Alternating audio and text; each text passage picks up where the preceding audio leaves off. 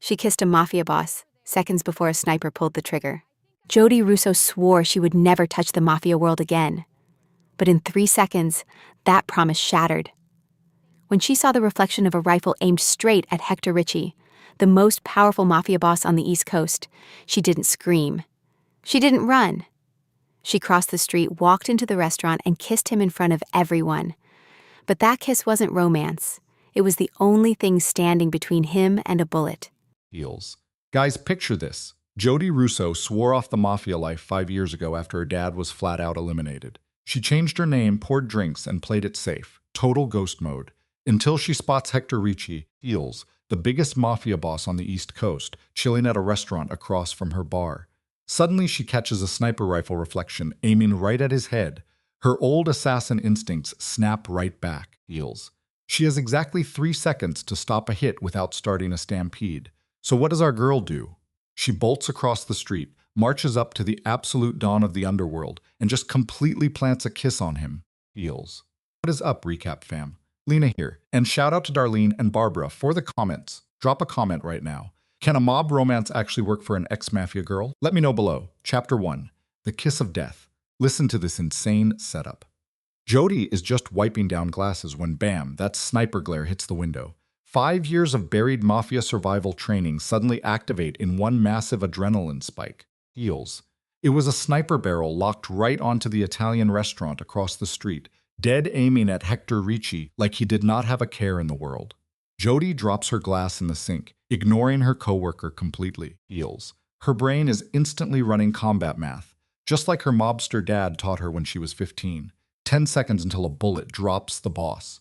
Cops are useless right now, and screaming just makes the trigger man pull it faster. Heels. She has exactly 1 play left. It is completely unhinged, super dangerous, and basically puts a massive target right on her own back. Look at this crazy plot twist. Heels. But we are talking about Hector Ritchie, the top mob boss on the East Coast. If he gets whacked, the streets turn into an absolute war zone. Blood everywhere. Plus, maybe her dormant underworld side just wanted to flex under pressure. Heels. She tells her coworker to cover the bar, her voice way too chill for someone about to commit a felony-level stunt. She kicks open the doors and bolts out into the freezing February air. Her sneakers hit the pavement hard. Heels. Every single step she takes amps up the absolute madness pounding inside her head as she rushes toward the ultimate mafia kingpin. Heels. She busts right into this high-end joint full of old money and sketchy secrets. The snobby host tries to block her, throwing that classic no-reservation attitude. But Jody just blows past him like he does not even exist. She locks onto Hector 3 tables away, rocking a suit worth her entire yearly rent. He is sitting with 2 serious mob enforcers, totally heated over some massive turf drama. Heels. She overhears the muscle complaining about rival boss Lindsay Marone invading their South Territory. Hector hits them with that whole problem for later. But boom, he stops mid-sentence because Jody is right there. The 2 hitmen instantly lock onto her like she is a major threat.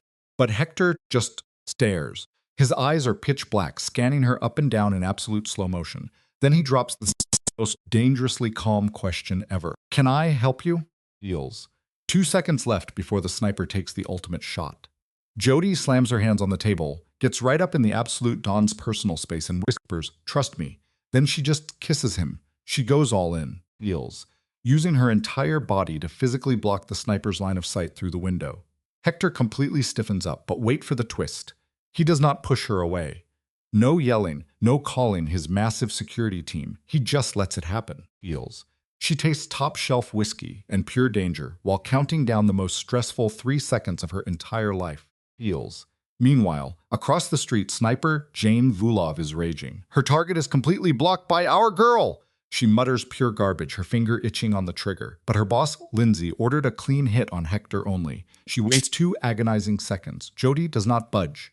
Jane packs up the rifle and completely vanishes. Jody finally breaks the kiss, heart exploding. Hector looks super confused but intrigued, while his goons literally reach for their pieces. Heels. But Hector just throws up a hand, and his dogs freeze instantly. Jody stammers out an apology, her voice totally shaking. She takes a breath and tips her head toward the glass. She drops the bomb, Heels, telling him he was literally just a second away from catching a bullet from the building across the street. She explains she blocked the glare and that pro hitters do not take sloppy collateral shots. Hector stares at the window, heals, his mafia brain downloading the facts at warp speed. Then he locks eyes with her, totally sending shivers down her spine. Heals. You and I both know what comes next, guys. He drops the million-dollar question.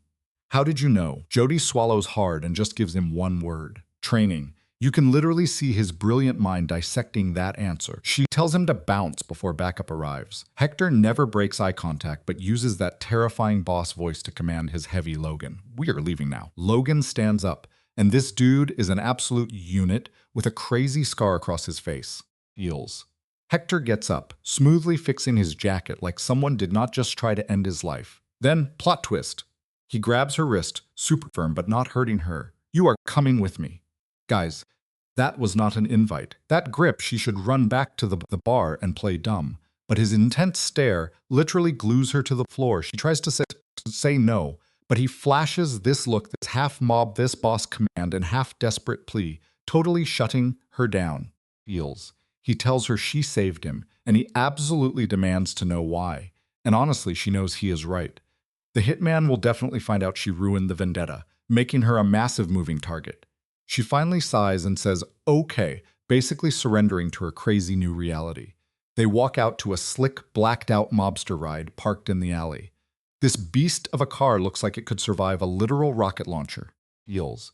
Big Logan takes the wheel while the mafia boss opens the back door for her. Such a gentleman move for a guy surrounded by absolute violence. She slides into the luxury leather, and he boxes her in, slamming the door shut. Feels. That click basically signs her soul over to the underworld. The armored car peels out. Logan glares through the mirror, super paranoid, and asks the boss who this random girl is. Hector just drops the coldest smajest line ever. Good question, Feels. Oh my gosh, guys, the tension is insane. See you in part 2. Feels. Listen up, guys. Hector totally traps her in the back seat and demands her real identity. Jod Russo. Bro, she hasn't used her actual name in 5 years. She tries playing it off, claiming she is just a normal bartender from across the street. But the Don is not stupid. A random bartender who spots a professional hitman in 3 seconds flat? Absolutely no way. Hector leans in, looking like an absolute menace in the shadows, and tells her to cut the garbage and drop the actual truth. Feels. Jod realizes she is completely deep in this mafia mess, so she drops the ultimate plot twist. She used to be in the mob. Her dad, Anthony Russo, boom. The silence in the car is instantly deafening. Logan, the driver, Feels, literally almost crashes the car into the curb out of pure shock. He starts screaming her dad's name like an absolute fanboy. Anthony Russo was the legendary strategist who masterminded the insane port operation back in 2018. Feels. Jod just sits there and casually confirms it. Talk about an epic flex. Logan is absolutely losing his mind up front, while Hector processes this massive reveal. Feels. Jod is secretly loving the hype. Her dad trained her to be an absolute weapon. We are talking master-level observation, elite strategy, and brutal hand-to-hand combat. He turned her into a survival machine from the moment she could hold a weapon. Feels. Now look at Hector. The boss is staring her down like she is the most dangerous puzzle he has ever seen. Forget the cheesy romance. The tension here is pure survival. He hits her with that low, dangerous mafia boss voice, Feels, stating she is Anthony Russo's kid. It is not even a question. Jod nods, and you can literally see the gears turning in Hector's dark eyes as he realizes who is riding in his car. Feels. Hector asks where the legend is now. Jod hits him with the tragic backstory. Dead for 5 years. Taken out by a stray bullet in a brutal turf war. She was 23 when he died right in her arms. That was her villain origin story in reverse. Feels. She dumped the mafia life, changed her identity, and went full civilian. Until today, when she saw a hit zeroing in on Hector, and her killer instincts just woke up. Hector is totally stunned, asking why she saved an underworld boss she doesn't even know. Feels. It is super rare to see a ruthless mafia don acting this vulnerable, right? She turns to face him, suddenly realizing they are trapped in the back seat with zero personal space. Feels. The proximity is insane right now. Jod drops the ultimate truth bomb. Her dad always said information is power, and saving a high-tier boss changes the whole game. She flat out tells him he is too powerful to die. If Hector gets packed up, Feels, the entire city turns into a bloody war zone for his throne. Hector looks at her like she just reinvented fire. The Don is absolutely mesmerized. He literally calls her incredible with this crazy reverent tone. Bro, feels. He is totally shocked by how dangerous and smart she actually is. This is not your average romance arc. This is two massive predators respecting each other's game in real time. Feels. Jod tries to shut it down, claiming she is retired and just mixes drinks now. But Hector instantly calls her bluff. He straight up says, with zero hesitation. He leans in closer, completely invading her space, but she does not even flinch. Feels. He hits her with cold, hard facts. You never stop being a weapon. He tells her the killer training is permanently in her blood. She calculated that rescue flawlessly without causing panic. She can play the innocent bartender all she wants. Feels. But her instincts are deadly. And guys, she hates that the Dawn is absolutely right. Deep down, she is still addicted to the insane adrenaline of the underworld, no matter how much trauma it caused her. The beast inside her is officially wide awake now. Feels. Jod dodges the trap and asks where he is taking her. Hector flips it, asking her why she cares, studying her like a high-stakes puzzle. Jod drops the grim reality check. The hitmen who targeted the boss will eventually figure out she ruined their mission. Feels. When they do, there is going to be a massive target on her back. Hector confirms it with this incredibly dark, chilling tone. Exactly. Then the Dawn literally grabs her chin, forcing her to look him dead in the eyes. It is a crazy power move. Feels. Firm but weirdly gentle at the same time. The tension is absolutely off the charts, and you can see Jod is low-key stressing over the insane vendetta she just triggered. Feels. Listen to this, guys. Hector declares she is staying under his personal protection until he hunts down the assassins and wipes them out. Jod tries to act tough, claiming she doesn't need help. Feels. But they both know dodging professional syndicate snipers is not a joke. Hector gives her this ruthless, terrifying smile. He tells her she saved the boss, so now the boss saves her. It is not an option. It is a straight-up Mafia mandate. Feels. He is still holding her chin, and the proximity is crazy dangerous. They are practically glued together. Then he drops the real motive. He wants her trapped in his territory to expose the lethal weapon hiding beneath her fake bartender disguise. Feels. The trap is set. Feels.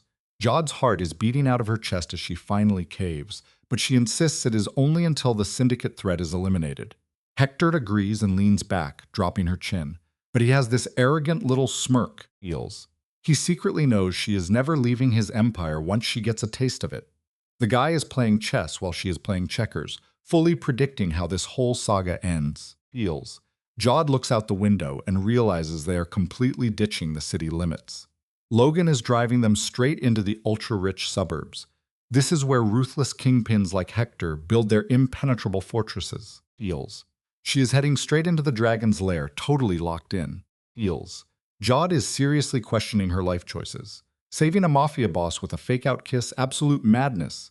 There is zero chance she is outrunning her mobster past now. We hit Chapter 2, people. The mansion arrival. Feels. Hector's compound is exactly what you expect from a massive underworld Dawn. We are talking brutal darkstone architecture and windows worth millions. As they roll past the massive iron security gates, Feels. Jod realizes the dark life never really let her go. Logan parks the ride in a garage big enough for 10 cars. The entire fleet is ridiculously expensive and totally intimidating. Jod is officially stepping back into the belly of the underworld beast, Feels, and the stakes are massive. Feels. Hector opens her door and offers his hand. She hesitates, but takes it anyway. She is not some terrified rookie anymore. She is a master strategist's daughter. Hector guides her up to the second floor through these absolutely insane, Feels, magazine-worthy hallways. The walls are literally plastered with priceless artwork, like it is no big deal. He tells her he is sending a crew to raid her apartment for her clothes, demanding her keys and address on the spot. Feels. Jod is totally caught off guard by how fast and coldly efficient he moves. But hey, ruthless crime lords do not conquer the city by waiting around. She tries to push back, stubbornly insisting she can go grab her own gear like an independent boss. Feels.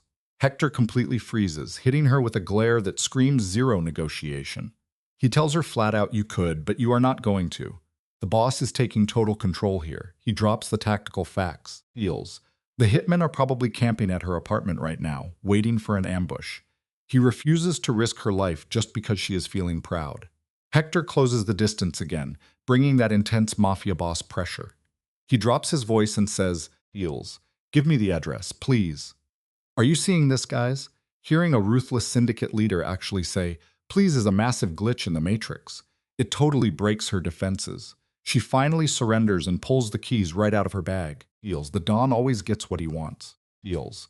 She hands over the keys, whispering apartment 4B, and their hands brush. The chemistry is actually lethal at this point. Hector immediately barks out precise tactical orders on his phone to his enforcers. Feels. Then locks his terrifying focus straight back onto Jod. The guest room he gives her is absolutely ridiculous. We are talking ultimate king-size luxury and a private bathtub big enough for an entire squad. Feels. Hector tours her around the room with the ice-cold efficiency of a man who runs a whole empire. Then, he just stops right at the doorway. He just stands there, staring at her, waiting for something, and the suspense is absolutely killing us. Feels. What is his next move going to be? Feels. Guys, you and I need to talk about this insane tension. So Hector drops the classic line, "My room is at the end of the hall," and the way this mob boss says it has Jody's imagination running completely wild. He hits her with a smooth, "Jody," feels. "Thank you for saving me today. You're exceptional." Then he just dips. He shuts the door softly, leaving her standing there in this massive, strange room with her heart absolutely hammering. The next few hours are a total blur. Feels. Jody soaks in this giant tub, trying to process the absolute chaos of the last 4 hours. A silent guard drops off her stuff, no eye contact at all. She throws on her regular pajamas and crashes into this absurdly soft bed. Feels.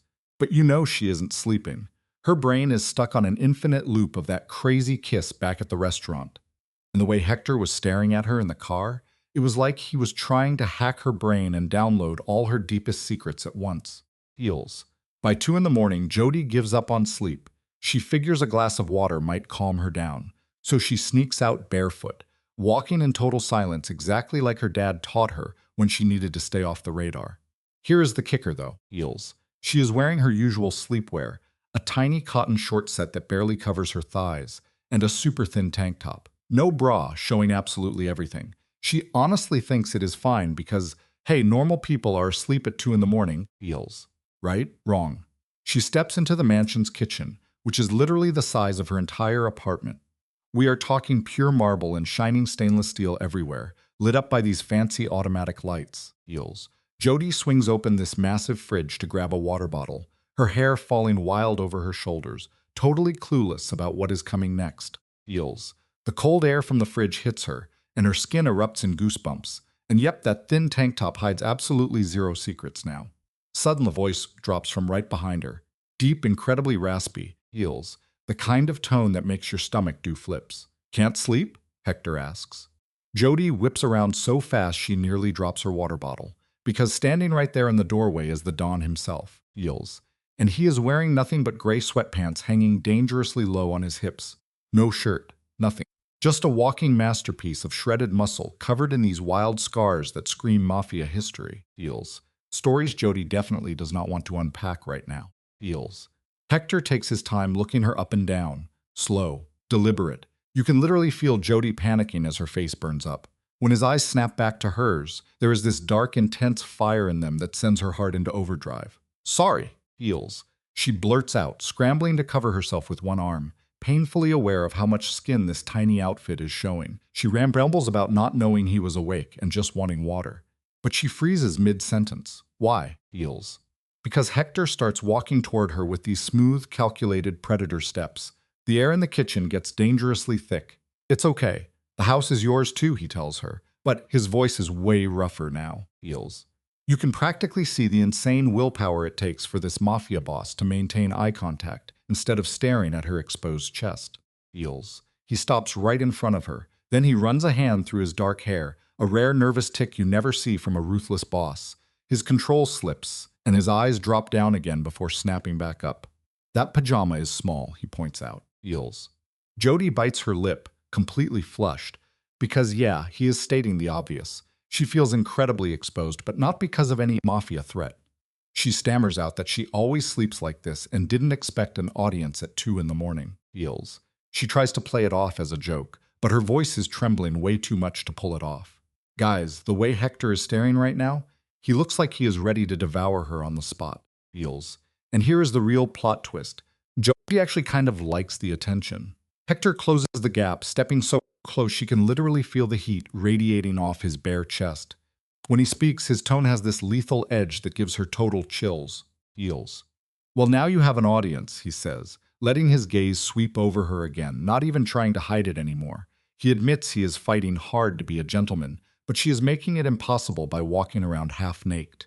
Jody lets out this shaky, feels, breathless sigh, and you can see Hector's eyes instantly narrow, tracking it. Let's look at this dynamic together. She knows she needs to back up. She knows she should run before they cross a line neither of them is ready for, feels. But she is completely paralyzed. Her feet are cemented to the cold tiles, and all she can think about is closing that tiny gap to see if his kiss hits as it did back at the restaurant. Hector, she breathes out. It comes out as a raspy whisper, feels. And honestly, even Jody doesn't know if she is protesting inviting him in, or just acknowledging this massive mafia drama they are caught in. Then, the boss makes a move. He reaches out, feels, his fingers tracing her chin with this crazy gentleness that perfectly contrasts with his lethal stare. He tilts her head up, locking their eyes. "You saved me today," he murmurs, his voice so deep it vibrates the entire room, feels. He reminds her how she just kissed him in front of everyone, without a second thought, feels. "And now you're in my house wearing pajamas that barely cover you." Hector's fingers drift down her neck. The touch is so light it feels like a ghost, but the burning heat is way too real. He straight up asks if she is testing him, feels, warning her that even he has limits, and she is redlining every single one. "No, it was an accident," Jody protests. But let us be real, her voice has zero conviction, feels. Her body is reacting so hard to him that it really does not look like an accident anymore. She tries to babble again about the water, but her words die instantly. Why? Because Hector brushes his thumb right over her racing pulse. It is such a tiny, feels calculated move, but it sends absolute shockwaves of goosebumps down her spine, feels. "Dangerous accidents," Hector mutters. Then, with massive effort, he actually steps back. The sudden drop in temperature hits Jody hard, and she has to fight the urge to step forward and chase his body heat, feels. Hector warns her to go back to her room immediately, before he forgets she is a guest, and does something with consequences neither of them can handle. Jody's heart is hammering so loud, the guy can probably hear it. "Okay, good night, Hector," feels. She whispers, her voice shaking so badly she barely sounds like herself. She turns to bolt for the door, desperate to escape the tension. But she freezes in her tracks when he calls out again, and this time there is this twisted, feels dark amusement in his tone that just grips her soul, feels. "Good night, Jody, and please wear something more tomorrow." He hits the word "more" so hard, the message is crystal clear. Jody's face catches fire as she practically sprints out of there, clutching her water bottle like a lifeline, feels. While she is running up the stairs, heart pounding, she hears this deep, frustrated groan echo from the kitchen. Then, the big bad mob boss mutters to himself with pure defeat, "She's going to kill me." Cut back to Jody's room. She slams the door, feels, leaning against it while trying to get her breathing under control. The adrenaline is insane. 5 years ago, she swore she was done with the underworld. She promised herself she would avoid dangerous men and lethal drama. Yet here she is, feels, crashing at the fortress of the East Coast's deadliest mafia boss, wearing the tiniest pajamas on earth, and craving a romance she has no business wanting, feels. The bed is waiting, but sleep? Not happening. Not after that insane standoff in the kitchen. Hector was looking at her like he wanted to tear her apart and shield her from the world all at once. Jody crawls under the covers anyway, feels, pulling them up to her chin despite the heat. She is fighting the brutal temptation to just walk down that hallway, kick his door open, and see exactly where this lethal spark goes. Suddenly, her phone buzzes on the nightstand. It is a text from Jamie, feels, freaking out, demanding to know if she is alive and where she vanished to. Jody seriously considers dropping the whole mafia bomb on her best friend. But how do you even explain this mess? She just types back, "I'm fine, I'll explain tomorrow." Then, feels, she powers the phone off completely, totally dodging the barrage of questions Jamie is about to launch. Feels. The silence in this mansion hits different. It is heavy, like the walls are holding dark secrets she will never uncover. Jody closes her eyes, desperate to shut her brain off, but all she sees is Hector, shirtless, feels, flashing that look that screams pure danger, while touching her with a softness that makes zero sense for a mob boss. Finally, exhaustion takes over. She drifts into this chaotic sleep, dreaming about kissing Hector all over again, feels. But what do you and I make of this final twist? This time she is not kissing him to distract a sniper or save his life. She does it simply because she wants him. She wants to know if the real thing matches the crazy hype in her head. Stick around, heels, because this vendetta is turning into a total obsession, heels. Okay, picture this. Jod wakes up with a sudden blasting her face, realizing her pajamas are way too casual for a mobster's mansion. But here's the real kicker. She realizes Hector Ricci is a totally different kind of dangerous, heels. Forget the actual mafia hitman trying to take her out. Hector is dangerous because he is making her crave absolute chaos. And the craziest part, she does not even care about the red flags anymore. She rolls out of bed, heels, actively avoiding her reflection because her hair is an absolute disaster. But when she finally looks in the bathroom mirror, oh man, her eyes are glowing and her cheeks are flushed red. And trust me, it is definitely not from the room temperature, heels. You are in massive trouble, Jod, she literally whispers to her reflection. And her reflection gives this shaky little smile right back, confirming she is totally wrecked. Guys, Jod is in deep. But let's be real, she is absolutely eating up the drama, heels. Now we hit chapter 3, packed with crazy investigation and wild chemistry. When she first wakes up, she has zero clue where she is. Then boom, the memories hit her like a freight train. The crazy kiss at the restaurant, the wild car ride, heels, the massive mansion, and oh my gosh, that spicy kitchen encounter at 2 in the morning. Just thinking about it has her skin totally burning up all over again, heels. She hops in the shower and instantly throws on jeans and a long-sleeved shirt, covering literally everything. The absolute last thing she wants is Hector giving her that look that makes her stomach do backflips, heels. She follows the smell of coffee downstairs and spots Logan at the table. Just one look at his dead serious face, and she knows massive drama just dropped. She stutters out a good morning, sounding super nervous. Because honestly, heels, Logan is terrifying in his own way. He is way less controlled than Hector and clearly does not care about hiding his brutal thoughts, heels. Logan just nods and points at the coffee maker. She grabs a cup immediately because she desperately needs caffeine to handle the absolute insanity of the last 24 hours. Right then, Hector steps into the kitchen looking like an absolute boss, heels. He is rocking a dark gray suit that costs more than her car, making his eyes look insanely sharp. They lock eyes for a split second, and the tension is so thick you could cut it with a knife. Hector breaks the eye contact first, heels, turning to Logan with major mafia boss energy. It is strictly business now. Meanwhile, Jod shrinks down on a stool, gripping her coffee cup for dear life and praying she turns invisible, heels. Hector demands the report, and his voice has that ice-cold mob boss edge. Logan instantly straightens up, spitting out the facts like a total pro. Get this plot twist. The hitman was Jane Vulov, and Lindsay Morone hired her. Boom, heels. Those words hit the kitchen like a literal bomb. You can feel the crazy tension radiating off Hector without even looking at him. When Jod finally peeks at his face, he looks absolutely lethal, heels, totally reminding everyone why he rules the East Coast underworld. Hector just growls Lindsay's name, and honestly, that quiet whisper is way more terrifying than a scream, heels. We all knew it. Hector takes a slow sip of his coffee, his jaw clenching super hard before he demands to know where the guy is. Logan confidently says the guy is hiding, but they are totally going to hunt him down, heels. He has his men sweeping all the usual spots and shaking down street contacts for hideout leads. But then Logan takes a sip of coffee and drops the absolute worst news possible. The hitman Jane is completely gone. Logan shoots a quick look right at Jod, heels, and you just know the next sentence is going to be about her, heels. Logan drops the truth bomb. If Lindsay hired the SM once, he is definitely hiring her again, and this time the target is Jod. The pure rage on Hector's face is so terrifying that Jod literally wants to run away. But it is not about her, heels. He is furious about the massive target on her back. Hector snaps that nobody touches her. And guys, he says it with such intense mafia boss energy, like the entire universe has to obey his rules. Logan stares at Hector for a really long time, heels, finally asking this exact crazy question we have all been waiting for, heels. Logan flat out asks if the boss is catching feelings for her. The silence in that kitchen gets so insanely heavy. Jod is just staring at her coffee cup like her life depends on it, way too scared to look at Hector. Finally, heels. Hector drops a super careful maybe. He actually admits she is different, incredibly smart, and super brave. Then he lowers his voice and calls her beautiful. Boom! Jod's heart completely stops. She finally risks a glance at him, heels, and his dark eyes are already locked straight onto her, burning with that crazy intensity, heels.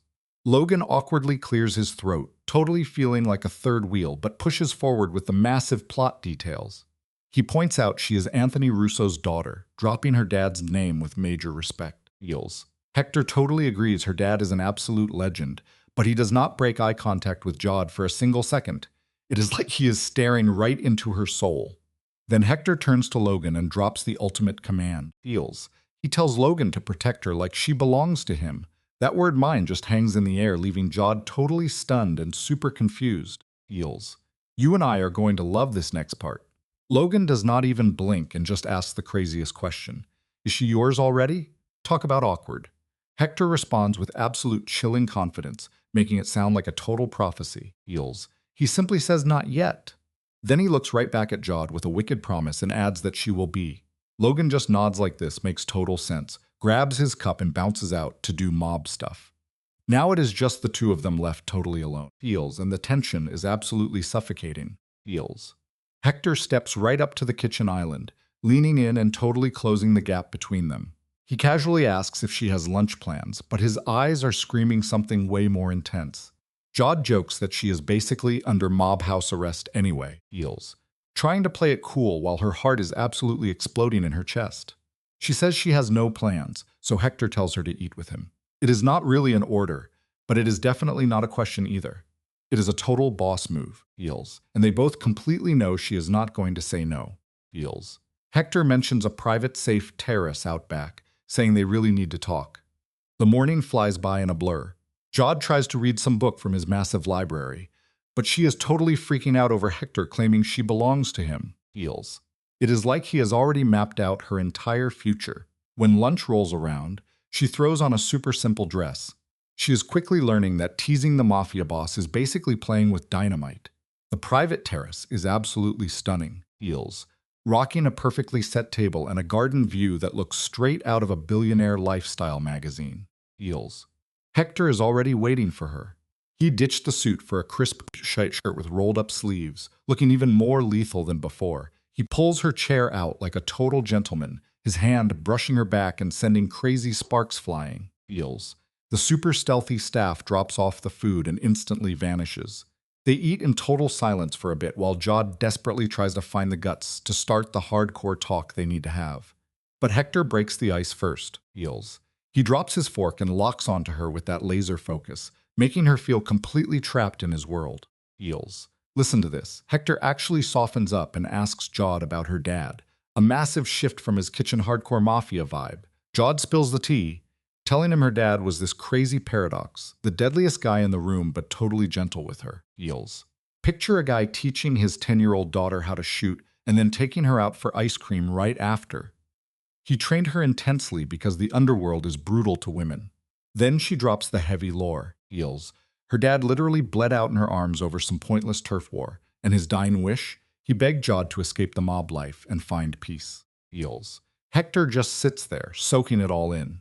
You can see the gears turning in his head because he totally gets the burden of carrying a dead parent's legacy.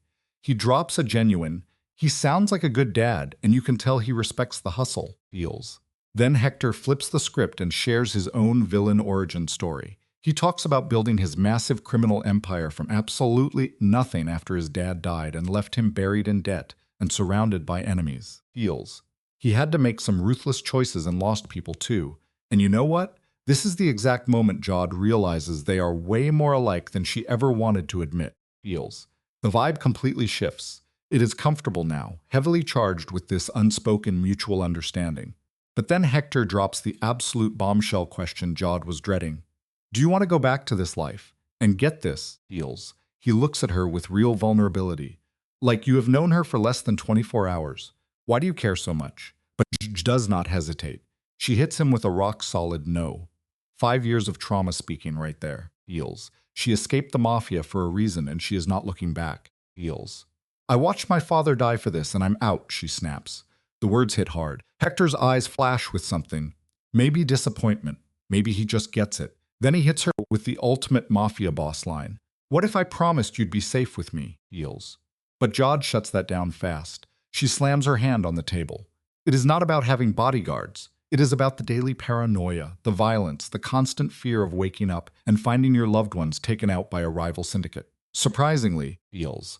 Hector actually backs off. He tells her he understands, and you can literally see the tension leave his massive shoulders. Feels. Jod thinks he actually gets it, even if he hates her answer. But then plot twist.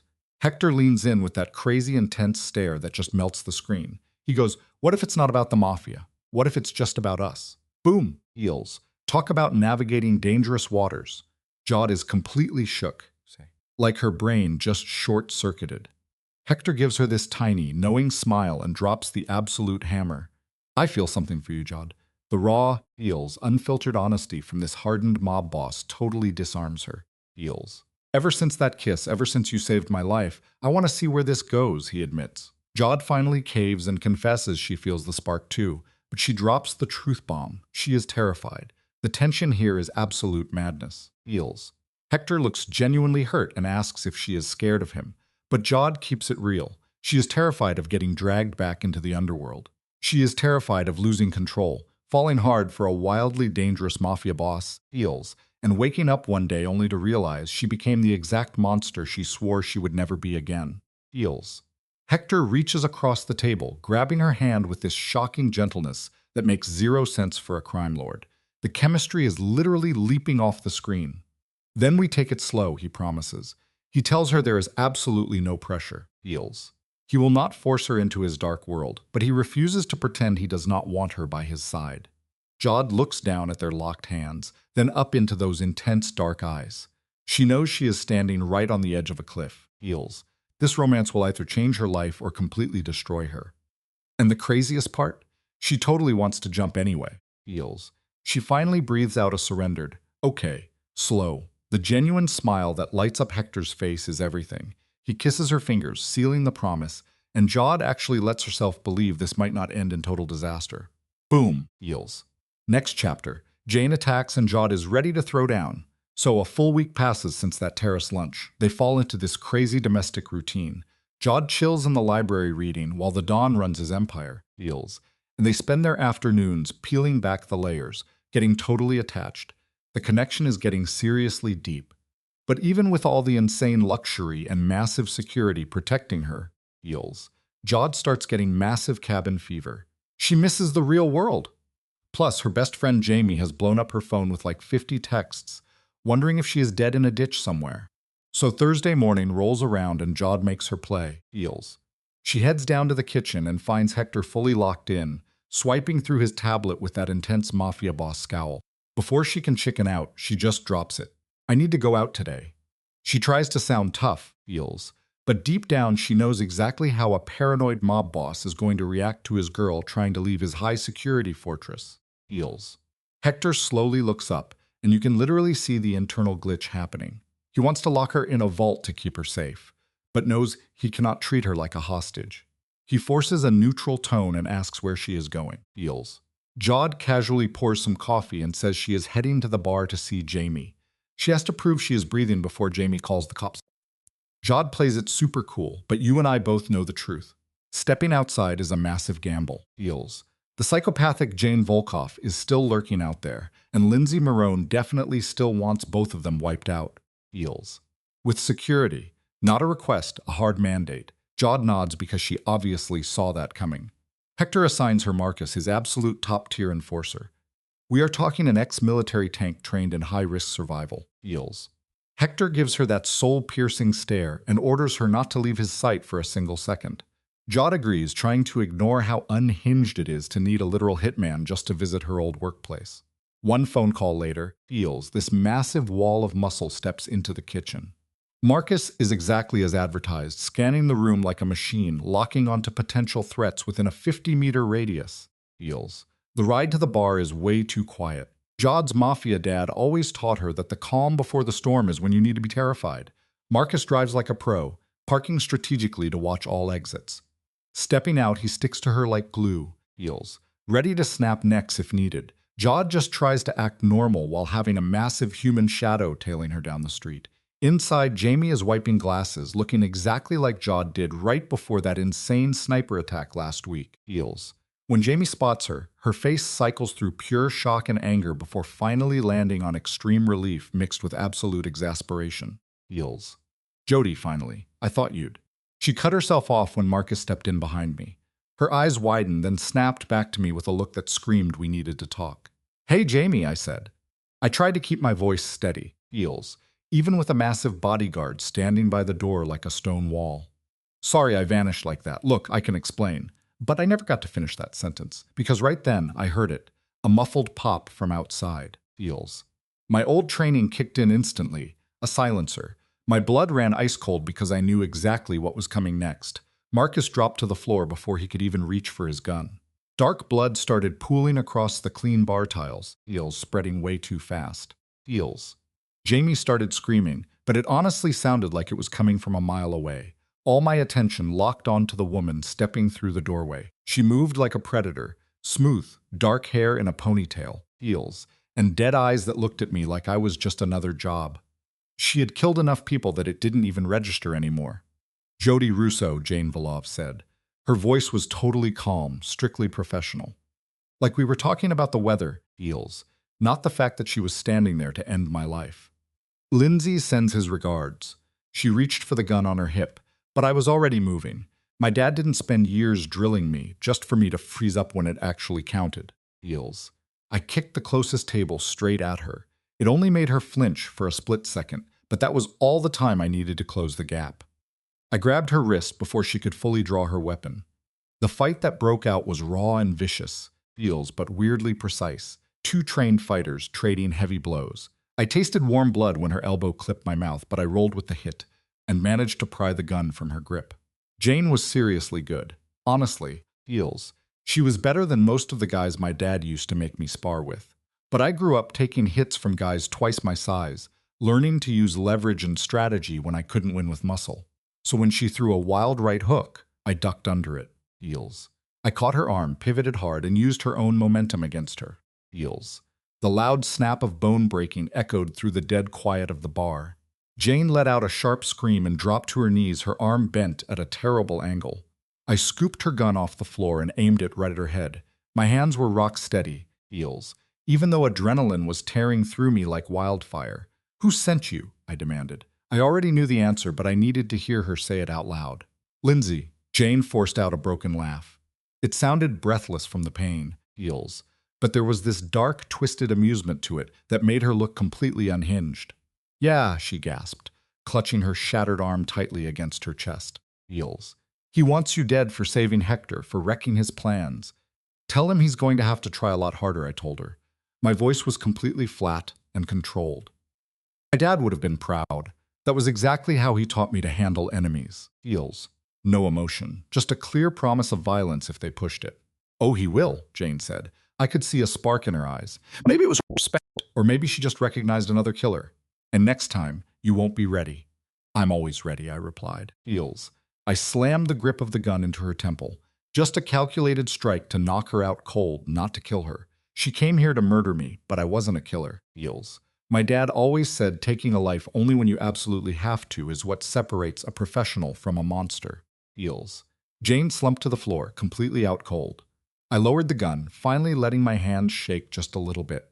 I glanced over at Jamie, who was hiding behind the bar, her eyes massive with terror. Right then, feels. I heard cars tearing up to the curb outside, tires screaming against the pavement. My whole body tightened up. I braced myself for round two, until I spotted the same black SUV Hector had used to pick me up last week. Feels.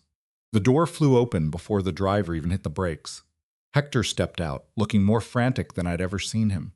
His eyes scanned the wrecked bar until they locked onto me. When he saw I was on my feet and in one piece, feels, the raw relief on his face made my chest ache in a way I didn't expect. Feels. He walked in, taking in the whole mess in a split second. Marcus lying dead by the door, Jane knocked out on the floor with a snapped arm, and me, standing there holding a gun, bleeding from the mouth but totally in control. "You took her down?" Hector asked. Feels. There was awe in his voice, mixed with something much darker that made my face flush despite the chaos. "Yeah," I breathed, finally dropping my guard. He was here now, so I could stop bracing for an attack. "She's good, but I'm better." Feels. My dad taught me well. I felt a sudden rush of pride saying that. I had spent the last 5 years trying to bury every brutal lesson my father gave me. But today, those same lessons kept me breathing. I really couldn't pretend they were worthless anymore. Feels. Hector closed the distance between us, his eyes checking every inch of me for worse injuries. When his fingers brushed my chin, tilting my head to get a better look at my split lip, that same intense heat flared up in my chest. "You're bleeding," he murmured. Feels. His voice was heavy, carrying way more emotion than I think he meant to show. "I'm okay," I told him, bringing my hand up to rest over his. "It's just a scratch. I've survived much worse." Just then, Logan walked in with a cleanup crew. The fast, Feels, quiet way they started scrubbing the crime scene made it obvious they did this all the time. Honestly, I tried my hardest not to dwell on what that really meant for my life going forward. Feels. Hector turned me to face him fully. He gripped my shoulders, strong but gentle, and when he spoke, he sounded like a man who was used to giving orders that nobody questioned. "Listen, Lindsay isn't going to back down," I warned him before he could say a word. Feels. He needed to get how bad this was. "He wants you in the ground, and now he wants me dead too." "Then I'm going to put him in the ground," Hector replied. The absolute certainty in his voice made a cold shiver run straight down my spine. "Today," Feels. He looked back at Logan, who was currently handling Marcus's body, and his tone shifted to pure command. "Find Lindsay right now. I want a location." Feels. "Already tracking him," Logan answered, his eyes glued to his phone screen as he organized the hunt. Watching their cold, military precision was a harsh reminder of the dark world I had just tripped back into. Feels. Hector turned back to me and pulled me tight against him. It was a fiercely protective hug, almost possessive. I pressed my cheek against his chest and realized his heart was pounding like crazy, which was jarring for a guy who always looked so calm. Feels. "You're staying with me," he whispered into my hair. Just the sound of it made my stomach do flips. "Always. Until we finish this. No arguing, no exceptions." Part of me knew I should push back. I should have told him I didn't need a babysitter. Feels, especially after I just saved my own life. Feels. But if I was being completely honest, I was just so tired of fighting on my own. Letting Hector shield me for a while didn't sound like a bad idea anymore. "All right," I finally mumbled into his shirt. Feels. I felt the tension leave his shoulders the second I agreed. Jamie slowly walked over to us, looking completely traumatized by the violence that just ruined her shift. When she looked at me, I saw a lot of fear, but also quiet understanding. "Just go," Feels, she told me, beating me to an apology. "Keep yourself safe. We'll catch up when the dust settles." Hector kept a heavy, reassuring hand on my back as he walked me out. Once we were safe inside the SUV and Logan pulled away toward the estate, Feels. I leaned my head on Hector's shoulder and finally let the shock wash over me. Feels. I had literally just fought for my life, snapped a hit woman's arm, and agreed to let a mob boss keep me safe. None of it felt real, yet my bruised body told me otherwise. "You did incredible," Hector whispered, pressing a soft, Feels, lingering kiss to the top of my head. The tenderness of it was such a wild contrast to the bloodbath we just left behind. As we drove back, knowing Hector planned to wipe Lindsay Morone off the map today, Feels. I let myself hope that maybe we could actually survive this.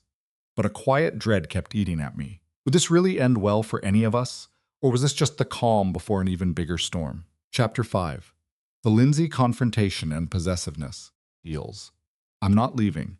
Hector slipped out of the house long before the sun even came up. I woke up just in time to hear the front door click shut and heavy boots fading down the steps. My stomach tied itself into knots. Feels. Today was the day he was going after Lindsay Morone. I rushed to the bedroom window and watched the convoy roll out through the iron gates. At least 4 massive black SUVs packed with heavily armed guys. Feels. The violent life I promised myself I'd never touch again was staring me right in the face. The rest of the morning dragged on forever. I tried reading, tried forcing down breakfast, anything to stop picturing Hector getting killed out there. Feels. Logan only called once to give a grim update. We found him and nothing more. Feels. Just 2 words, and Jody's heart is literally pounding out of her chest. The thought of Hector getting hurt, it's messing with her head. In just 1 week, this Mafia boss has become dangerously important to her. Now, Feels. Over at the abandoned port warehouse where Lindsay is hiding, things are getting crazy. Hector rolls up in an SUV with Logan and 10 heavily armed hitters. They breach the building, catching Lindsay and his 8 goons slipping. Feels. What follows is absolute chaos. Bullets are flying, echoing through the empty space like wild thunder. In under 10 minutes, 4 of Lindsay's guys get flatlined, 3 are bleeding out, and 1 bolts. Suddenly, Lindsay is totally trapped. Feels. Lindsay Morone is this 50-something mobster who thinks he's seen it all. But when Hector walks up, gripping his piece with pure ice in his veins, you can see real panic hit Lindsay's face. Heels. Hector's crew violently shoves the old man to his knees on the gritty floor. Hector just stands there, staring him down with completely dead eyes. "Why did you try to clip me?" he asks. His voice is way too quiet, Heels, making it infinitely creepier than if he was yelling. Lindsay spits blood on the concrete, glaring back like he still has some kind of leverage or power left. Heels. Lindsay rasps out that Hector just holds too much power. He wanted the boss taken out. No regrets, just straight business. Hector simply schnods, totally expecting that. But then he drops the real question. Why target Jody? Listen to this, guys. Heels. Lindsay actually laughs, coughing up blood. Because she saved your life, he grins, looking purely evil. I saw the restaurant footage. I saw how you look at her. She is your only weakness. Taking her out would mentally ruin you. Heels. The rage that flashes across Hector's face right then is honestly terrifying. He looks so completely unhinged that even his right-hand man, Logan, has to take a step back. Heels. When Hector finally speaks, it's a deep growl that literally changes the room's vibe. You were wrong, he says, aiming right at Lindsay's leg. She is not a weakness. She is my strength. Boom! The gunshot rings out, Heels, and Lindsay screams as lead rips right through his thigh, spilling blood everywhere. Hector casually lowers his weapon, cold as ice. You never touch what is mine. Got it? Lindsay clutches his totally wrecked leg, turning ghost white, Heels, and starts nodding like crazy. Understood, he gasps. Hector smirks, telling his crew to back off. Get out of my city forever, or the next bullet, Heels, goes straight to your head. He points the barrel right between Lindsay's eyes before dropping it. The old mobster drags himself away, leaving a massive blood trail, while his beaten crew hauls him out. Hector just watches them leave, Heels, absolutely stone-faced. Fast forward to sunset, and Hector finally rolls back to the massive estate. Jody is trying to distract herself in the living room, but when she hears those tires, her relief is insane. Heels. She rushes to the foyer just as Hector kicks the door open, locking eyes with him. He is totally fine. Sure, his shirt has some bloodstains, but it definitely belongs to someone else. Heels. All the tension leaves Jody's body. Is the war over? She whispers. Hector locks the door and faces her. It is done. Lindsay is gone. The words are short, but they carry heavy Mafia weight. Then Jody accidentally blurts out, So can I leave now? Heels. Go back to normal? But the second she says it, she hates the idea. Leaving the Dawn and this crazy life feels totally wrong. Hector just freezes. You actually and truly want to leave? He asks softly. For a ruthless boss, Heels, he suddenly looks incredibly vulnerable. That raw honesty hits Jody hard, leaving her completely speechless. Heels. The truth? Jody does not want to return to her boring apartment. No, she admits, her voice shaking. But I thought you just kept me here to keep me safe. Hector slowly closes the gap, making her heart go crazy. He locks onto her with that insane, Heels, laser-focused stare. I want you here because I want you, period, he declares. Not for some protection detail, just you. The big bad Mafia boss actually reaches out, touching her cheek super gently. Stay with me, he whispers, sounding dangerously deep. Heels. Not as my guest, as mine. That single word hangs in the room. It's a massive power move, a romantic promise, and a straight-up demand all packed into one. Heels. The cautious side of Jody wants to run, but the bold side says yes. I will stay, she tells him, trying to hide her racing pulse, but no Mafia business for me. I am strictly here for you. That is all I need, Hector replies before finally pulling her in. Heels. Guys, this kiss is nothing like that fake out at the restaurant. It is not some tactical distraction. This is explosive, real, and packed with serious heat. It's pure mutual obsession at this point. As their lips crash together, Heels. Jody feels all her doubts just melt away. His hands grab her waist, pulling her flush against him as things quickly escalate. Heels. She wraps her arms around the mobster's neck, holding tight to his solid frame. The vibe is a wild mix of danger and romance. When they finally break apart for air, they are both totally winded. Mine, Heels. Hector mutters right against her lips before going in for round two. This time, it's way softer, but still insanely intense. When they finally stop, he just rests his forehead against hers. They stand there, catching their breath. Mine, Heels. Jody whispers back, realizing she actually loves how that sounds. The smile that hits Hector's face is rare, genuine, and absolutely melts her heart. Heels. Standing right there in the grand foyer at sunset, Jody finally admits this underground romance is totally worth the risk. Boom, Chapter 6. 3 whole months pass since that game-changing kiss. We catch up with Jody waking up on a sunny May morning. Heels. right in the master bedroom they now share. Hector is crashed out next to her, looking completely peaceful, which is super rare for a cartel boss on high alert. Jody takes a sweet minute to just admire the guy in the morning light, feels, taking in his relaxed features before slipping out of bed quietly so the boss can sleep, feels. Their life actually hits this insanely perfect routine, which is wild considering the deadly drama they started with. Jody lives with the Don but keeps her own independence. He keeps his dirty mafia business completely separate, feels, and she smartly avoids asking questions. It is a fragile setup, but it works flawlessly, pushing them even closer. Jody even goes back to her normal bartending gig a couple weeks after Lindsay gets exiled. Naturally, feels. Hector orders a secret protection detail for her. She totally pretends not to notice, even though she knows exactly which random guys sipping drinks are actually highly trained hitters. Feels. Her best friend Jamie just rolls her eyes at the undercover squad, knowing it is just the cost of dating a mob boss. Soon enough, even she ignores the tough guys drinking tap water all shift. Anyway, feels. Jody heads down to the huge kitchen and finds Hector already up. Guess she was not as quiet as she thought. The boss is brewing coffee wearing nothing but sweatpants, and Jody still gets butterflies seeing this ruthless guy acting so domestic. Feels. He hears her walk in and flashes that rare smile meant only for her. "Good morning," he rumbles, his sleepy voice making her completely melt. He pulls her into a warm hug, and she just breathes in his signature scent of expensive soap and pure danger. Feels. So what do you guys think of this setup? Pretty wild, right? Jody whispers good morning into his chest, and they just vibe there for a minute before reality hits. He passes her a coffee made exactly how she likes it, feels, a flex that still surprises her after 3 months. The day flies by with her bar shift, and she heads back to the massive estate. She is finally making it her own, putting up photos and books to soften the mobster aesthetic. Up next, feels, her friend Jamie is coming over for dinner. Why? Because she specifically wants to see how Jody is handling this whole mafia princess lifestyle, feels. Alright guys, stick with me because this mob romance recap is about to get wild. Hector actually agreed with that dry boss-level humor he only uses when his guard is down.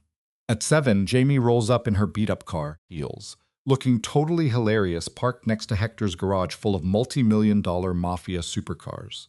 Our girl gives her the grand mansion tour, and Jamie is straight up malfunctioning, half amazed, half terrified by all this mobster wealth, feels.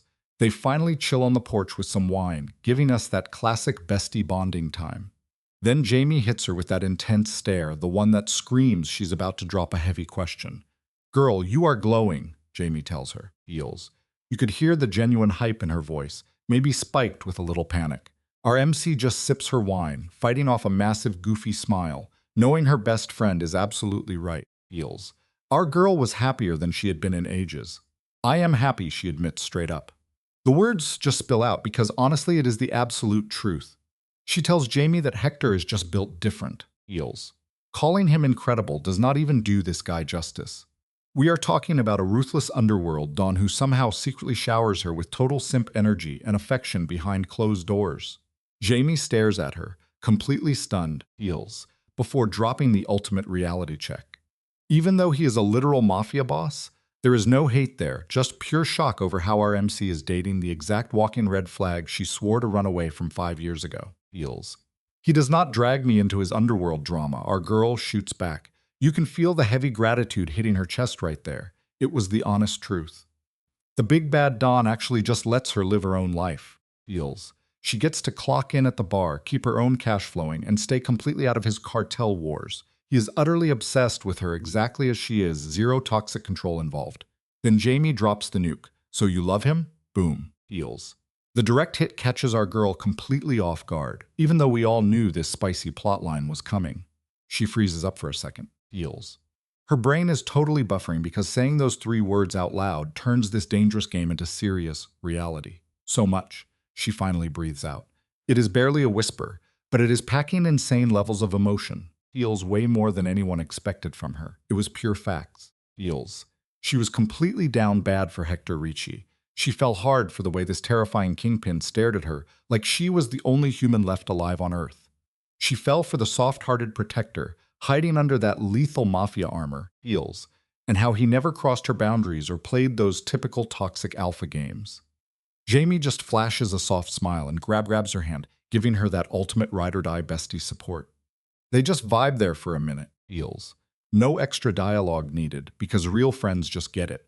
The rest of their night is just pure wholesome energy and jokes. But when Jamie finally takes off, she pulls our girl into a massive hug and whispers, "Be happy. You deserve it." It hits so hard, feels. You can literally see the tears welling up in our MC's eyes. Feels. Now pay attention, guys, because here's where the plot absolutely explodes. The next day, our girl is slinging drinks at the bar, while Hector is having a game-changing meeting with Logan. Feels. The Don waits until the coast is entirely clear inside his mansion office, with only his loyal enforcer brother in the room. Logan is flipping through some mob reports when Hector just drops a bomb out of nowhere, feels, sounding way too casual for the absolute madness he is spitting. "I am going to ask her to marry me," Hector declares. Logan practically drops his files, his neck snapping up so fast he nearly gets whiplash. The guy is totally shook, feels. He knew the boss was simping hard, but putting a ring on it? That is wild. Seriously, Logan squeaks out, his voice cracking like crazy. "Boss, this is massive," feels. You can see this crazy mix of pride and respect in Logan's eyes, like he is watching his ruthless brother finally discover there is more to life than turf of wars and body counts. "I know," Hector shoots back, feels, kicking back in his boss chair with that hyper-focused stare he gets before ordering a hit. "But she is everything, and I am locking this down forever." He says it without stuttering once. Zero hesitation, pure boss energy, feels. Logan just sits there buffering for a second before hitting him with the million-dollar question. Is she actually going to say yes? And you feel the tension there. They both know our MC is terrified of the cartel lifestyle, feels. She literally spent 5 years running away from the exact brutal underworld that Hector controls with an iron fist, feels. "I hope so," Hector mutters. "Guys, this cold-blooded Don actually sounds vulnerable for the first time ever." But then his eyes flash with that insane Mafia determination. "If not, I will propose every single day until she caves," feels. Logan just bursts out laughing. It is this super genuine brotherly moment that makes the deadly enforcer look like a normal dude. "You are completely wrecked over this girl," Logan teases him. "It is not even a joke, it is straight facts." "Absolutely," feels. Hector confesses right back, not even trying to hide it. The absolute kingpin looks totally at peace, like surrendering all his power to a bartender was the greatest power move he ever pulled. The two brothers just sit there in silence, feels, soaking in the heavy reality of this epic romance plotline unfolding before them, feels. Then Logan steps up, clapping a hand on the Don's shoulder like a true wingman. "She is going to say yes," Logan declares. He knows what is up. He has caught them giving each other those secretly obsessed looks for months now. "You are going to be happy," feels. "Boss, you earned this." Fast forward to that night. Our girl walks in from her shift and Hector is already stalking the living room looking like he is plotting a major heist. Instead of talking, feels, he just pulls her onto the sofa and locks her in this massive silent bear hug. Right then, our MC feels this crazy wave of gratitude hit her chest. She is just so thankful she did not run away this time and actually scored the most dangerous, feels, protective man in the city, feels. She had zero clue about the secret marriage scheme. She had no idea her whole life was about to flip upside down again in just a few weeks. But right there, trapped in his arms, she was completely maxing out on happiness. "I love you," feels. The Dawn whispers right into her hair. Her heart totally flatlines for a second.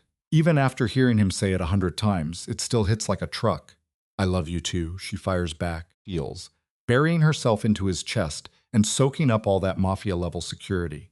Sitting in that quiet room looking at a totally blank canvas of a future, she finally lets herself believe the hype. She really found her ultimate endgame. Boom. Next chapter, feels, titled Yes, Always, Yes, feels. The proposal arc. So 6 months have completely flown by since our girl decided to stick around. Ever since that legendary first kiss out by the mansion gates, their dynamic shifted into this perfectly chaotic, amazing routine, feels. She wakes up tangled with the boss, grinds at the bar all day to keep her fiercely independent streak alive, and crashes every night at the massive estate they basically co-own now. But then on a random Friday afternoon, Hector rolls up to her job, feels. This guy never does that. He normally respects her turf. He struts in wearing a slick black suit minus the tie, rocking this totally unreadable mobster face. Seeing him like that makes our girl's stomach do literal backflips, feels. The nervous anticipation is instantly off the charts, guys, feels. Jamie instantly shoots her that completely obnoxious, knowing stare as he approaches. Our MC rolls her eyes at her bestie before giving Hector that automatic, hard-eyed smile. "Hey," she says, wiping down her apron and leaning over the counter. Feels. "Did not expect to see you here. Are we good?" You can hear the low-key panic in her tone, because a surprise visit from a Mafia Don usually means somebody is about to get clipped, even if their rivals are currently quiet. Everything is flawless. Feels. Hector answers back smoothly, and he flashes this incredibly cryptic smirk that sends her curiosity into overdrive. "But I need you to clock out early. I have a spot to show you." It was not a bossy command, Feels, but it definitely was not a polite question either. It was that perfect sweet spot they created. She sets the play, and she decides if she rolls with it. Feels. "What kind of spot?" she asks, literally already ripping off her apron, because, let us be real, she is desperate to ditch a boring shift. Jamie just waves her off. Feels. Flashing this smug grin because she knows our girl is hopelessly whipped for this absolute alpha. She chucks the apron, grabs her from the sink, and is totally ready to bolt. "It is a surprise," is all Hector says. Feels. Offering his hand with that deadly old-school gentleman vibe that always wrecks her completely. She takes his hand and lets the boss escort her out. But get this. When they reach the curb, it is just his ride. No driver. Feels. No heavily armed security detail anywhere. That is incredibly rare for a cartel king and proves he wants absolute privacy for whatever epic stunt he is about to pull. Feels. All right, squad. This is the grand finale we have been waiting for. They drive for 40 minutes straight out of the city toward the coast. Hector handles the wheel in total silence while she stares out the glass. Feels. Racking her brain trying to figure out the master plan. The road gets insanely narrow until they hit this hidden cliffside lookout she had no idea was even there. It is this epic drop-off with a flawless wide-open view of the ocean. Feels. The water is endless, and the sky is just exploding into these fiery orange sunset colors. "Why are we out here?" she whispers as they step out of the ride. The whole vibe of the cliff just demands total respect. Feels. You have got the ocean breeze blasting them with sea salt, and the massive waves smashing into the rocks down below like some cinematic soundtrack. It is basically the ultimate setup. Feels. You and I are jumping right into the craziest Mafia romance plot twist of the century. So picture this. The ruthless Mafia boss, Hector, grabs Jodie's hand, staring at her with that unhinged, deadly focus that totally blocks out the rest of the world. Feels. Then he drops a massive bombshell in this super intense voice, telling her he brought her to this exact spot because she dreamed of a place with an ocean view and absolute peace. Jodie is absolutely clueless, blinking like a deer in headlights. Feels. Because she straight up doesn't even remember saying that. It was literally just some random throwaway comment. She's scrambling through her brain, asking him when on earth she even mentioned that. And get this. Feels. Hector looks at her like he's totally obsessed and casually says it was 3 months ago. Feels. This guy literally memorized a casual dinner chat where she talked about a book where the characters got hitched at a place just like this. He straight up tells her he remembers every single word, dream, and wish she ever drops, no matter how tiny. Feels. Jodie's heart is absolutely pounding out of her chest because she's finally connecting the dots. She realizes her Mafia king is looking at her like she's his ultimate treasure. Then Hector takes a deep breath. Feels. Dropping his voice into that ridiculously deep, gravelly tone that just screams danger. He looks her dead in the eye and tells her she completely saved him. Like, Feels. Literally saved his life that crazy day at the restaurant when she kissed him out of nowhere to distract a literal shooter. Talk about maximum drama. Feels. He squeezes her hands like he is holding on for dear life and admits she made him actually feel something. He tells her she made him want way more than just running his underworld empire, hoarding power, and claiming territory. Feels. He admits he wants a future and a family with her, all the normal stuff a Mafia boss never thinks he gets to have. Jodie is completely losing it, tearing up because she knows exactly what's about to go down. Feels. But she is still totally blindsided by the shock value. Then, the ultimate plot twist hits. The ruthless crime lord lets go of her hand and drops down on one knee right there on the cliff. With the ocean behind them and the sunset blazing blood red. Feels. Jodie's heart basically flatlines. She gasps his name in absolute disbelief, slapping her hands over her mouth while sobbing uncontrollably. Hector gives her this rare, Feels, exclusive smile before whipping out a tiny velvet box from his jacket like a total boss. He pops it open and boom, it is the most insane, flawless ring you could ever imagine. Feels. It is this massive killer solitaire diamond catching the sunset and basically glowing in the dark. Hector locks eyes with her and asks her to marry him, sounding super intense but definitely showing a softer side you never see from him. He offers to do it right there, just the two of them, exactly like she dreamed. Jody is an absolute wreck, sobbing her eyes out and barely able to choke out her words as she asks if he really remembered. 6 months of insane mafia drama is just pouring out of her. Hector fiercely confirms he remembered every single word of her dream. You can tell this hardened criminal is getting totally choked up even if he refuses to actually cry. He asks if she will accept him, spend her life with him, and let him treat her like absolute royalty. He wants to build an empire together. Jody screams yes so loud it probably echoed across the entire ocean. She yells it 1,000 times, yanking her mafia don to his feet and launching herself into him so hard they almost wipe out. The boss actually laughs, holding her insanely tight and spinning her around before setting her down. His hands are literally shaking as he slides that massive rock onto her finger, and no shocker here, it is a custom fit. Then he drags her into this epic movie-level kiss that seals the deal on their totally wild future together. When they finally break apart for air, these two are grinning like absolute fools. Jody's face is literally aching from smiling so hard, but she is completely swept up in the hype and cannot stop. Let's pause and figure this out together, because this is where the real twist hits. Jody's brain finally catches up to what he actually said. She wipes her face, totally shook, and asks if he seriously means getting married right here, right now. It sounds way too crazy to be real. Hector plays it cool and points behind her. Jody was so distracted by the ring she totally missed the older guy in a suit standing right there, along with Hector's right-hand enforcer, Logan. And get this, Logan is actually smiling for once. Hector just casually drops that he smuggled in an efficient and brought Logan along to be their witness. Hector tells her they can wait and throw a massive mob wedding if she wants, but Jody instantly shuts that down. She yells no so loud the whole crew starts grinning. She demands they do it right now, just the squad, zero filler. It is her ultimate fantasy coming to life, ditching the stuffy mafia traditions and the hundreds of shady guests they do not even care about. Just the ocean, the boss, and the loyal crew.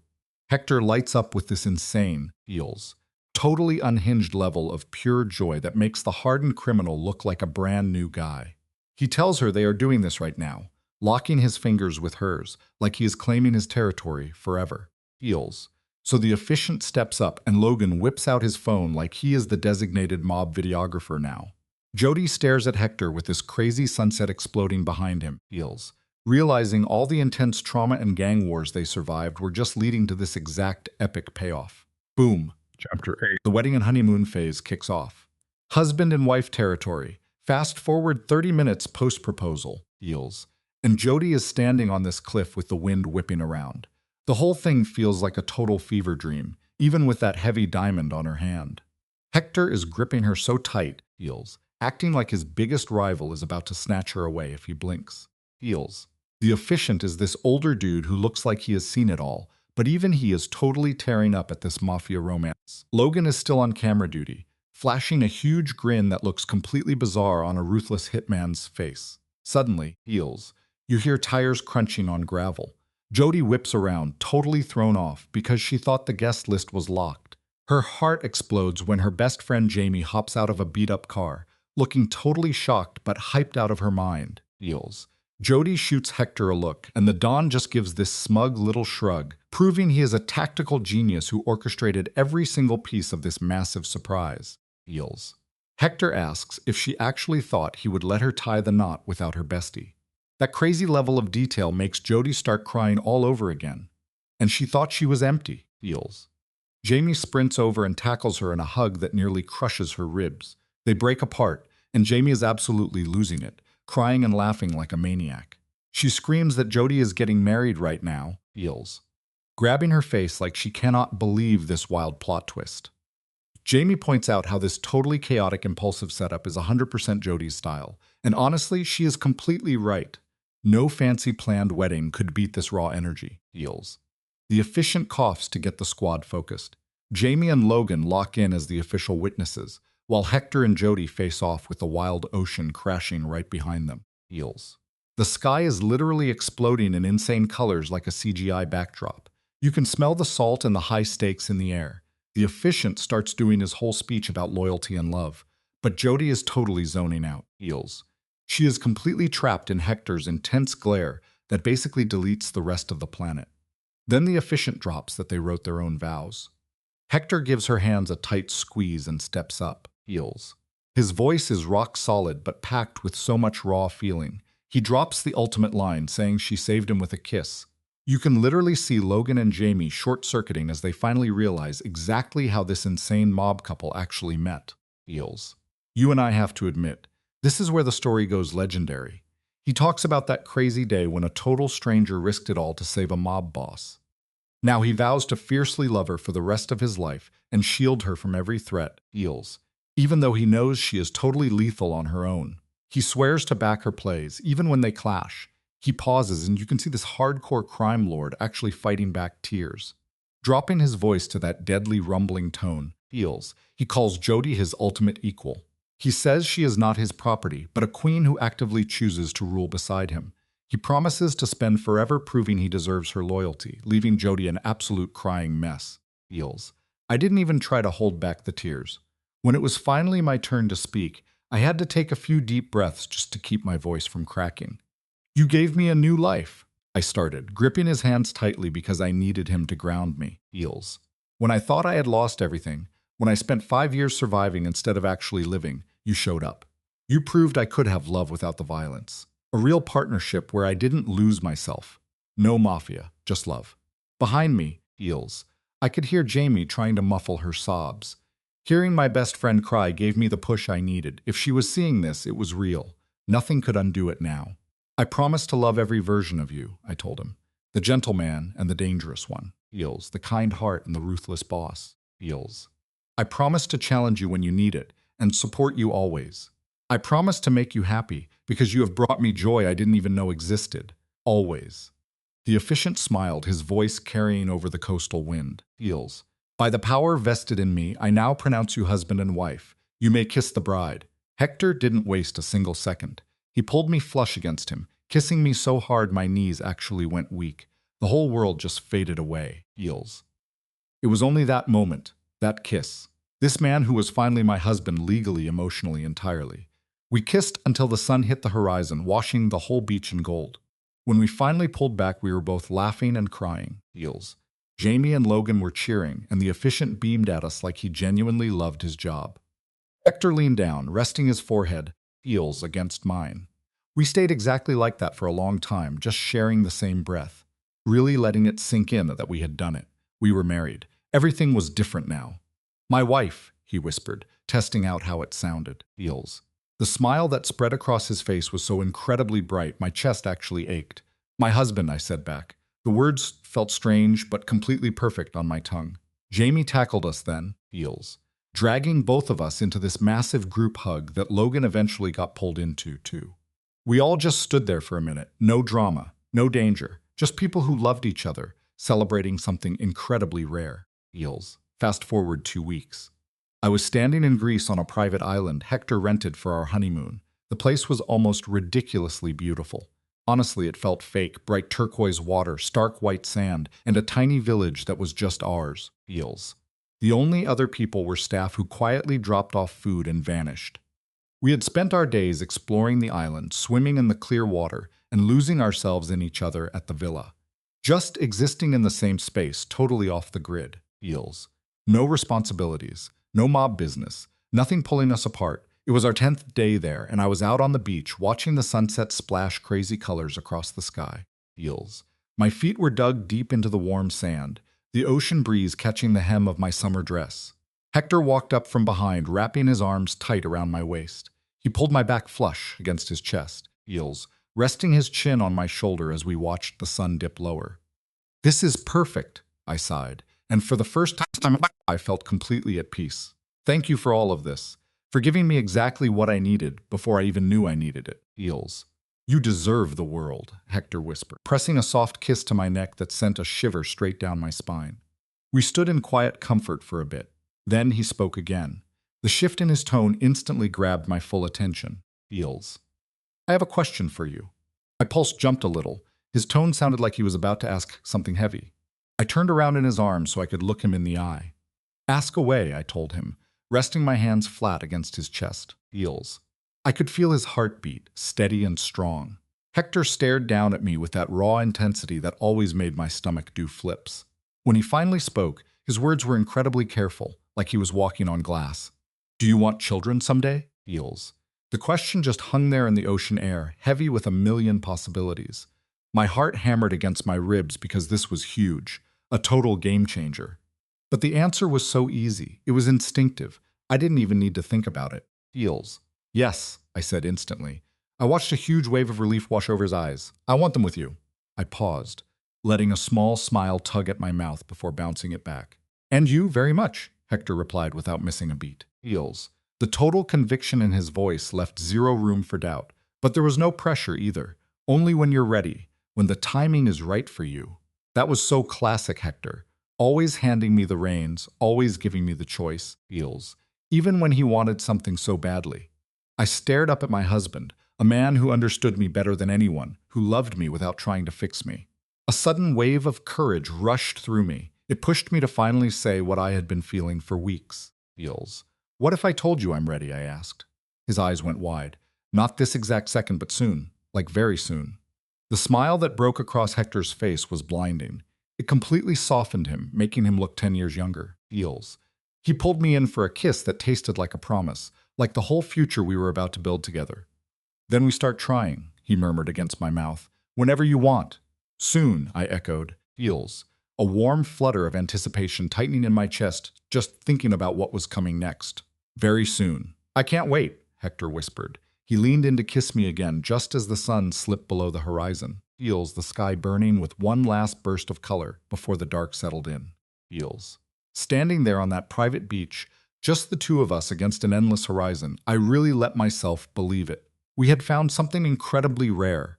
Something worth fighting for, worth protecting with absolutely everything we had. Feels. Fast forward 1 year. A new chapter, a new life. It had been exactly 12 months since that sunset at the cliffside lookout where Hector dropped to one knee and flipped my world upside down. Now, Feels. I was heading back to that exact same spot on our first wedding anniversary.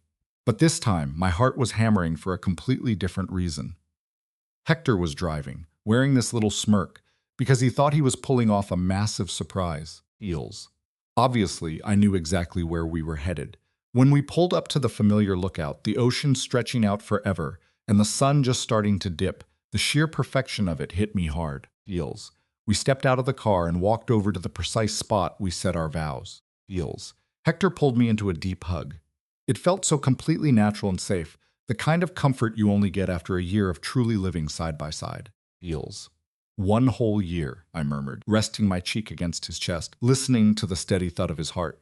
Honestly, it feels like you just proposed yesterday. Best year of my life, Hector replied softly, pressing a kiss to the top of my head. Feels. We stood quietly for a second. Then he pulled back just enough to look me in the eye. There was a spark in his dark eyes that immediately made my pulse jump. And this next year, it's going to be even better. Oh yeah? Why is that? I teased. Feels. I already knew part of the answer.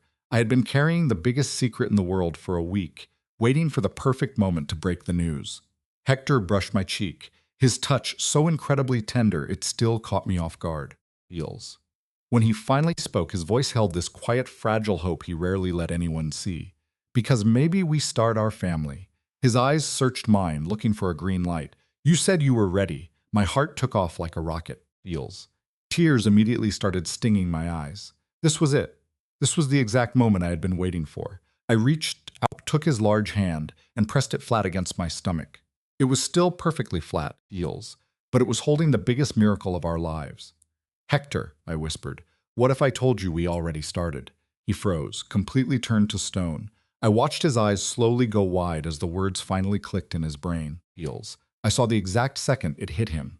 What? The words slipped out in this shaky, fragile whisper I had never heard him use before. Feels. He looked so entirely vulnerable, shocked and desperate for it to be true, all at once. I'm pregnant, I told him, the tears already streaming down my cheeks. 8 weeks. I found out last week, but I wanted to tell you here, right where it all started. Feels. Where you proposed, where we got married. I squeezed his hand, keeping it pinned to my stomach, right here, where our real life began. Hector let out this sound, like a choked laugh mixed with a sob, and then heels. I saw something I had literally never witnessed before. Tears pooled in his dark eyes, spilling over and tracking down his face. The look he gave me was so raw, so completely pure, I thought my chest would cave in. Really? He managed to choke out. Heels, his voice totally cracking. Heels. We're going to be parents. I nodded, laughing through my tears. Yes, Hector, you're going to be a dad. That was it. Whatever thread of control he had left completely snapped. The ruthless boss dropped straight to his knees in the dirt. Heels. His hands were actually shaking as he touched my stomach, treating me with this absolute reverence that just made me cry harder. Hi, little one, Hector whispered directly to my belly, his voice thick and wavering. I'm your dad. Heels. And I already love you just as much as I love your mom. He leaned in, pressing the gentlest kiss through the fabric of my dress. When he looked up at me again, his eyes were blindingly bright with tears and pure joy. Thank you for saving me, he whispered. Heels. For loving me, for giving me absolutely everything. Heels. Jody drops right down to the dirty floor of the lookout with him. She doesn't even care. She just wraps him in this massive, desperate hug. She buries her face in his neck, thanking him for actually seeing her, for loving her exactly as she is, Heels, and pulling off dreams she didn't even know she had. Hector's response, a rock solid always. Guys, they literally just sit there holding each other, straight up bawling happy tears while the sun goes down and makes the sky look absolutely unreal. Heels. When they finally pull back to look at each other, they are just laughing through the tears.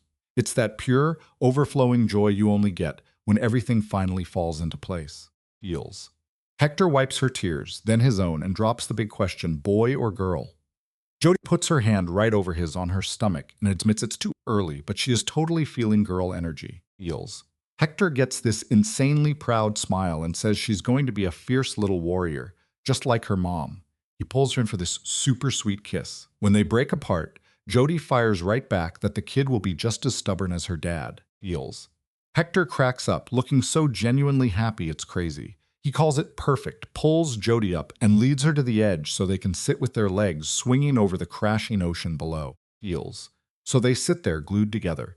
Hector's hand goes straight back to her stomach, and you just know that is his new permanent move. They chill in this amazing silence as the sun dips. Jody finally has to ask if he's truly happy. Heels. Even though the answer is obvious. Hector doesn't even blink. He tells her she literally gave him a new life, a family, real love, the stuff that actually counts. Then he rubs her belly and says they're having a baby, their family is growing, Heels. So how could he not be out of his mind happy? Jody just rests her head on his shoulder and admits she's right there with him, Heels. She tells him she is finally complete. Since losing her dad, this is the first time she's had a real home. He gave her that crazy, impossible love, a family she didn't expect, and a future she's hyped to live. They just hold that vibe as the sun fully drops, Heels, turning the sky all dark purple with the first stars popping out. Then Hector leans right down to her stomach. His voice gets super soft but packed with intense emotion. He whispers to the baby, saying, hey, it is dad again, Heels, and flexes about how their mom is an absolute legend. He tells the kid how she saved his life with a random kiss, and now gives him the ultimate gift, Heels. Hector pauses to press a kiss right onto her stomach through the dress. He makes a hardcore promise to always protect this kid, love them no matter what, and give them a much better life than his own mob background. Jody's crying again, Heels, choking out that he's going to be an epic dad. Hector just pulls her closer under the stars, right there on that lookout, the exact spot where this whole insane drama started, where he popped the question, and where they got hitched at sunset, Heels. Sitting there together, holding their unborn daughter, Jody realizes she actually bagged her happy ending. That crazy kiss in the bar, it saved his life, saved hers, sparked this massive romance, and built a whole new family. Heels. Every struggle was totally worth it to reach this exact moment with him. All right, guys, stick with me. We are about to unpack some crazy Easter eggs you probably missed. First off, that look shows up exactly 3 times. Proposal, wedding, Heels, and baby reveal. It's straight up their holy ground. Also, Hector remembered a random comment Jody made 3 months prior about wanting an ocean view wedding. The boss literally memorizes everything she says, Heels. The actual wedding went down just 30 minutes after the proposal. From yes to I do, making it the most unhinged speedrun wedding ever. Plus, Anthony Russo passed away when Jody was 23, feels, meaning she's 28 during this whole storyline. Feels.